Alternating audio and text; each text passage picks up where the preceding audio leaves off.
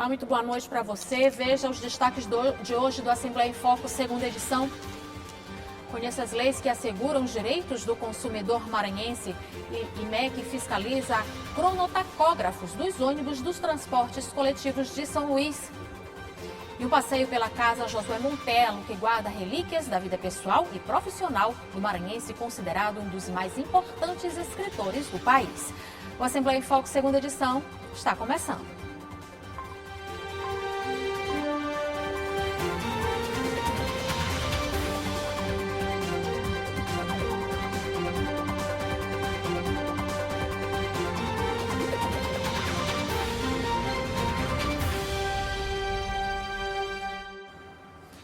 De março, o Dia do Consumidor, a gente lembra que a Assembleia Legislativa do Maranhão aprovou vários projetos de lei que foram sancionados pelo governo e que asseguram os direitos do cidadão diante de serviços prestados e relações de consumo.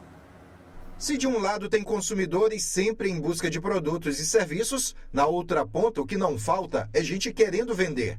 E quando esses dois elementos se encontram, temos a chamada relação de consumo. O ideal é que o negócio seja bom para todo mundo, mas não são poucos os casos em que o consumidor se sente violado nos seus direitos. Eu fiz o serviço de vistoria, o rapaz disse que eu estava liberada, mandou eu voltar para casa, que era para eu aguardar o retorno da empresa. Depois que eles entrassem em contato, eles iriam me dizer o que eu teria que fazer depois. Só que eles nunca entraram em contato novamente e aí eu acabei tendo problemas com a documentação do meu carro e tendo que voltar o processo todo de novo. No Brasil, desde março de 1991, o Código de Defesa do Consumidor regulamenta essa relação. A defesa dos direitos do consumidor é uma prerrogativa do Poder Executivo, mas pode e deve ser acompanhado também pelo Legislativo. Tanto que o Parlamento Estadual tem proposto algumas alterações na legislação no sentido de garantir ainda mais os direitos de quem faz a aquisição de bens ou serviços. Na Assembleia Legislativa do Maranhão, várias leis asseguram os direitos do consumidor. Entre elas, a Lei 12.207 de 2023, de autoria do deputado Leandro Belo, que determina a divulgação clara sobre valores promocionais de produtos e serviços. Para o consumidor saber quanto está economizando, quanto é realmente o desconto. Então eu acho que dentro dessas nossas leis, essa eu quero destacar que também é a mais recente, que o governador Carlos Brandão sancionou mais recentemente. E quero dizer a todos vocês que estão nos assistindo, a todos os consumidores, que a gente se preocupa bastante e vamos sempre priorizar durante os 4 anos do nosso mandato. Já a Lei Estadual 12.001, de 2023, do deputado Cláudio Cunha, dispõe sobre os serviços prestados por hotéis, bares e restaurantes, instituindo o selo de segurança alimentar, oferecendo aos consumidores a opção de refeição livre de lactose e glúten. Outra proposta de autoria do deputado Wellington do Curso, transformada na Lei 11.644 de 2022, garante o fornecimento de energia elétrica a pessoas com deficiência ou em tratamento de saúde que necessite de aparelhos. Também está em tramitação o projeto de lei que tem como autor o deputado Neto Evangelista, que cria o Código Estadual de Defesa do Consumidor, já com parecer favorável da Comissão de Constituição e Justiça da ALEMA. As propostas e leis pensadas pelo Legislativo maranhense são ferramentas aplicadas por órgãos fiscalizadores, como o Instituto de Promoção e Defesa do Cidadão e Consumidor, o PROCON. A nossa resolutividade quanto à questão da formalização de denúncias passa de 95%. Então, a 95% dos casos que são denunciados e formalizados ao PROCON Maranhão, nós conseguimos dar uma resolução positiva para o consumidor. Deputados estaduais participaram de um fórum promovido pela Petrobras que tratou da transição energética justa, que corresponde à produção e consumo de energia a partir de fontes renováveis.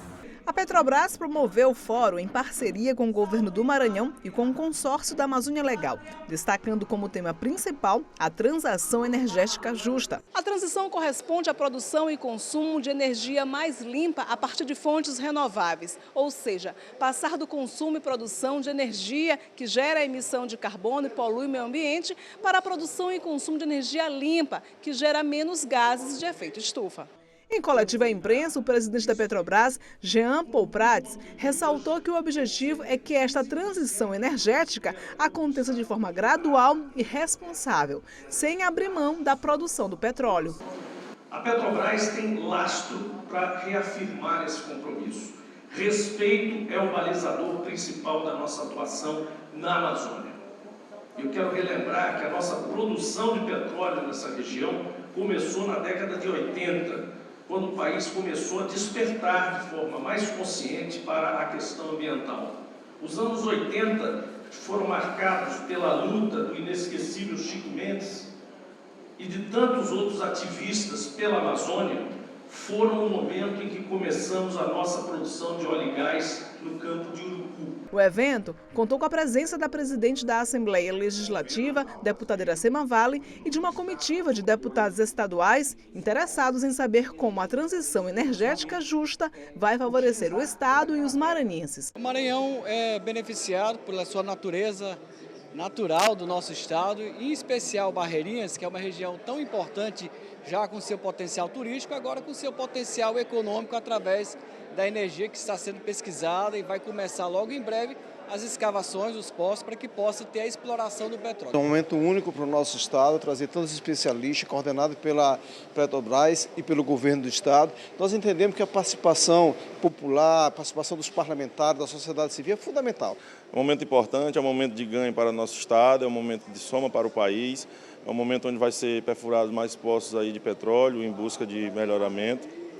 E também sempre pensando no meio ambiente. Deputados estaduais também destacaram a exploração de petróleo no Maranhão, em especial na região de Barreirinhas. Eu acho que esse encontro ele tem que ser um encontro importante de todos os governadores da Amazônia, com o presidente da Petrobras, Jean Paul, que tem trazido, na verdade, uma perspectiva de exploração de petróleo nessa margem equatorial que o Maranhão está incluído, aquela região toda dos Lençóis de Barreirinhas, né? Existe também essa discussão em relação a também a exploração dentro da Amazônia, como o governador Helder Barbalho colocou exatamente do interesse que se tem, mas acima de tudo, buscar uma forma também da proteção ambiental ser também uma prioridade e que os estados possam também ser atendidos e beneficiados para melhorar no seu desenvolvimento. Petrobras, que é uma das principais empresas de exploração de óleo e gás do mundo, ela tem se preocupado também com essa questão das energias em respeito ao meio ambiente, das energias renováveis. E começa já uma transição, porque entendemos que a demanda pelos combustíveis fósseis estão cada vez mais diminuindo no mundo inteiro e substituindo essa energia por outras energias. Durante a coletiva à imprensa, o governador Brandão falou sobre a importância do evento que reúne os 9 estados da Amazônia Legal, entre eles o Maranhão, que também faz parte da margem equatorial, região geográfica considerada de grande potencial pelo setor de óleo e gás. Que tem que ter um respeito ao meio ambiente, que tem que ter sustentabilidade, mas que é necessário, importante que avance o projeto. Nós temos um pré-sal ali na região do Sudeste, em frente ao Rio de Janeiro, Espírito Santo, Porto, São Paulo, que deu um avanço significativo para aquela região, na questão da geração de emprego, geração de renda, os royalties, enfim. E a sustentação energética do Brasil para aquele momento tão importante que foi o pré-sal. Além do governador Brandão, o Fórum da Petrobras também contou com a presença de outros governadores das regiões Nordeste e Norte. Entre eles, o governador do Pará, Helder Barbalho, presidente do consórcio Amazônia Legal, que destacou os projetos da Petrobras para a exploração na região. Nós, aqui todos, temos absoluto compromisso com a preservação da floresta. Esta é a agenda da Amazônia e, particularmente, aqui falo na condição de governador do Pará, esta é a agenda do Estado do Pará. O que nós queremos é que haja o debate, o diálogo, a discussão e que, tecnicamente, cientificamente, subsidiado por pesquisa, por conhecimento e, claro, com o mais alto nível de implementação de estratégias, nós possamos ter clareza. Você vai ver no próximo bloco, IMEC fiscaliza os cronotacógrafos dos ônibus do transporte coletivo de São Luís. E um passeio pela casa Josué Montelo, que guarda relíquias da vida pessoal e profissional do maranhense, considerado um dos mais importantes escritores do país. A gente volta já.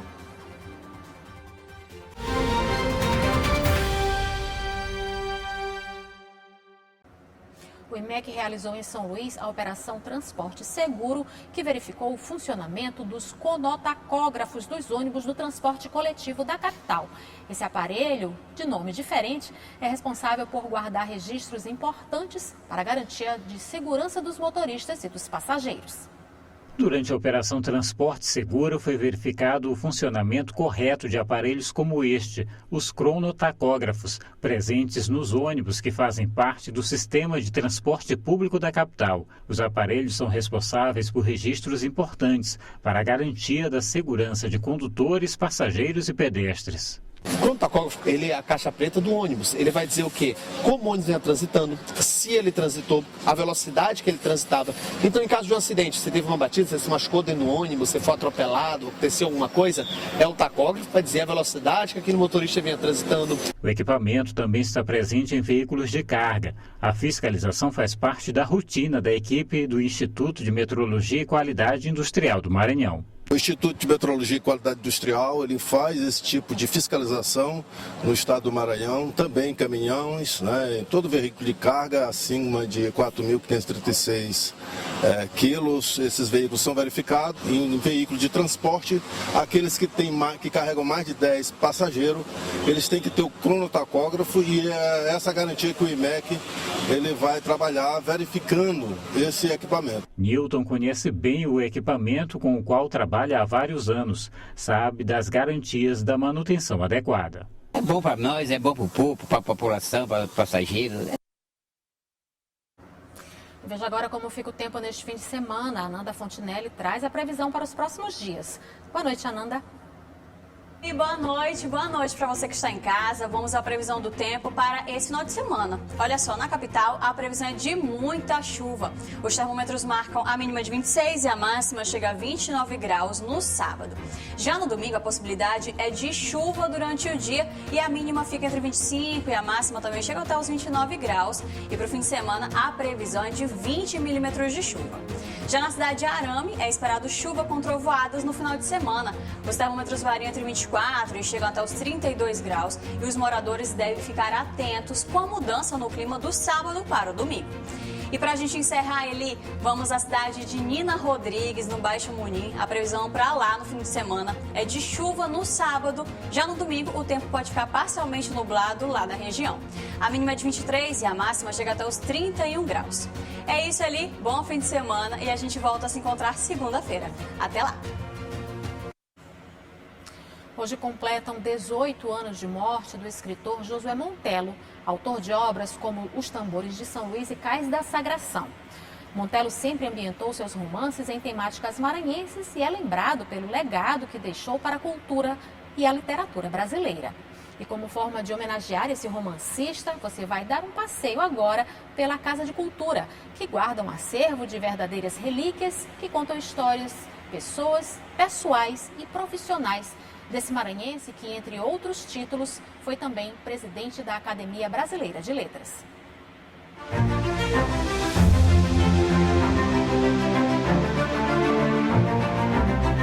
Logo na entrada, o visitante é recebido com a mensagem deixada pelo escritor. Ao doar esta biblioteca ao Maranhão, nada mais fácil do que colocar ao alcance das novas gerações os livros que me ajudaram a realizar a vocação literária que levei daqui, como o privilégio de ter nascido em São Luís. Livros e vocação que geraram uma produção que impressiona e que levou o maranhense Josué Montelo ao reconhecimento em vários países. Na casa que leva o nome do escritor e jornalista, é possível ter uma ideia disso.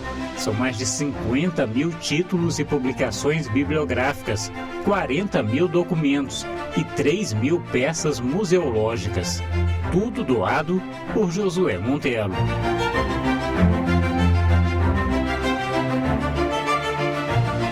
São verdadeiras relíquias guardadas nesta casa, que fica no centro de São Luís.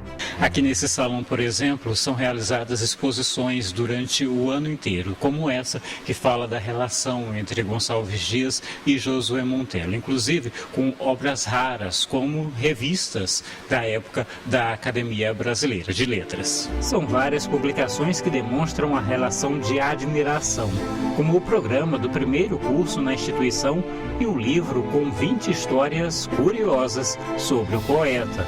O passeio pela vida pessoal e profissional de Josué Montello inclui ainda documentos importantes.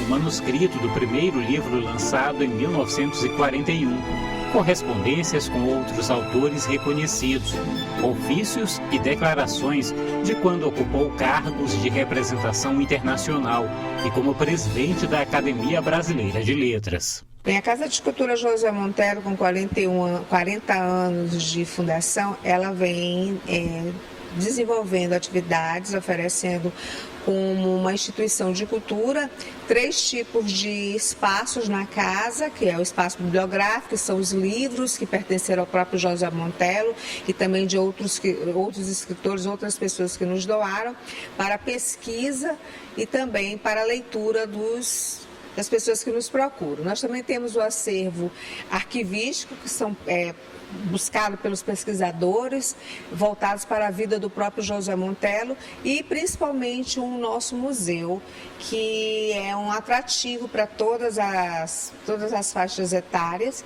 e as pessoas encontram nesse museu justamente tudo aquilo que pertenceu ao escritor, desde a parte de vestuários, fardões, as condecorações, os objetos pessoais dele. Então é uma instituição que oferece 3 tipos de acervo para os pesquisadores, os leitores e os nossos visitantes. Conhecendo um pouco mais, é possível visitar ainda este espaço que reproduz a sala do apartamento de Josué Montello, com todos os itens e posições originais. Fotografias, o último fardão, a máquina de escrever, a paixão pelas caricaturas e charges.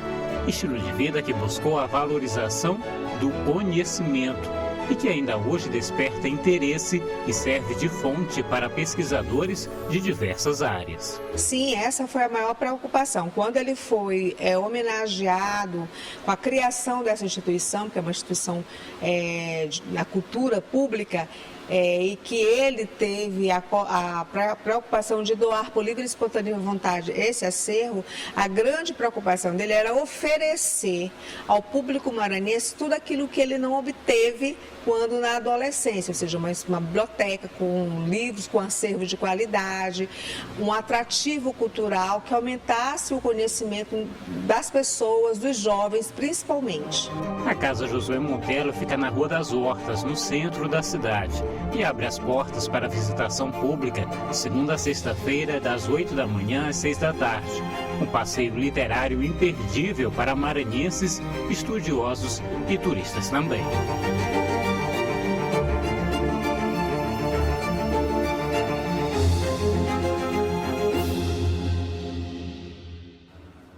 O F2 fica por aqui. Um ótimo fim de semana para você.